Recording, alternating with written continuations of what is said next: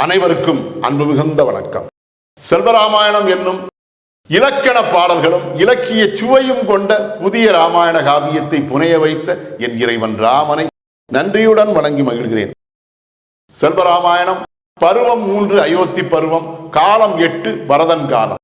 சந்தன விறகிடையே எரிந்த அரிதான விறகாய் மன்னன் தயரதனின் உடலும் எரிதல். பாடல் எண் 991. எரிகின்ற விறகெல்லாம் எரிந்தனவே அரிதான விறகொன்றும் அவற்றிடையே இருந்ததுவே. பரிதி என்னும் மன்னன் உடற் பகுதியெல்லாம் கரிந்தனவே. புரிந்ததுவே வாழ்வொரு நாள் போகும் அற்றம் தெரிந்ததுவே. இதுவே 991வது பாடல். இந்த பாடலுக்கான விளக்கத்தை காண்போம். எரிகின்ற விறகெல்லாம் எரிந்தனவே என்ற முதல் வரிக்கான விளக்கம். எரிமேடையிலே வைக்கப்பட்டிருந்த எரியும் தன்மை மிகுந்த அந்த சந்தன விறகுகள் யாவும் எரிந்து கொண்டே இருந்தன. அந்த எரிந்து கொண்டிருக்கக்கூடிய விறகுகள் இடையே அரிதான விறகொன்றும் அவற்றிடையே இருந்ததுவே. மிகவும் அரிதான விறகு என்று சொல்லத்தக்க வகையிலே தான் அடைந்த பெரும் புகழால் சந்தனம் மரங்களைப் போல் சந்தன மனம் வீசிய சந்தன மனம் போன்ற பெரும் சிறப்பால் உயர்ந்த புகழ் மனம் வீசிய அந்த மன்னனுடைய உடலானது அந்த விறகுகள் இடையே இருந்தது. பரிதி என்னும் மன்னன் உடற்பகுதியெல்லாம் கரிந்தனவே.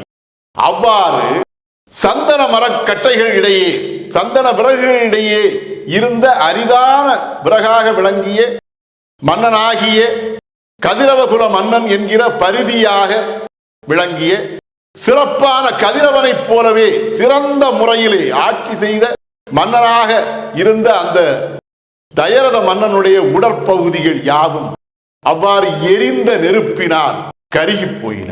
அவனுடைய கைகால்கள் முதலான அனைத்து உறுப்புகளும் எரிந்த நெருப்பினால் கருகி போயின. அவ்வாறு கருகியதால் புரிந்ததுவே வாழ்வொரு நாள் போகும் அற்றம் தெரிந்ததுவே.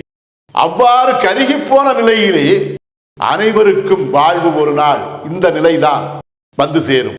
இதுவே வாழ்வின் அற்றம் என்கிற இறுதி நிலை என்பதை அவ்வாறு மன்னன் தயரதனுடைய உடலானது எரிந்து சாம்பலாகி போன அந்த காட்சியானது அனைவருக்கும் புரிய வைத்தது. வாழ்வு என்பது இப்படித்தான். அனைவருக்கும் மரணம் உண்டு, யாரும் மரணத்திலிருந்து தப்ப முடியாது. வாழ்வின் இறுதி நிலை என்பது இவ்வாறு அனைவருக்கும் நேரும். மண்ணோடு மண்ணாக கலப்பர் அல்லது எரிந்து சாம்பலாகி போவது நிகழும். இது அனைவருக்கும் வாழ்வில் ஒரு நாள் வந்தே தீரும் என்கிற அந்த உண்மையை அனைவருக்கும் புரிய வைக்கக்கூடிய நிகழ்வாக அந்த காட்சியானது இருந்தது.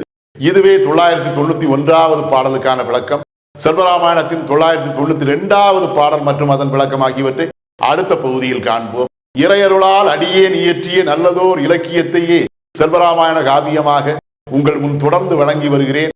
உங்கள் அன்பையும் ஆதரவையும் தொடர்ந்து தந்து இந்த புதிய ராமாயண காவியத்தை அனைவரிடத்திலும் கொண்டு சேர்க்குமாறு உங்களை அன்போடு கேட்டுக்கொள்கிறேன். அனைவருக்கும் நன்றி, வணக்கம்.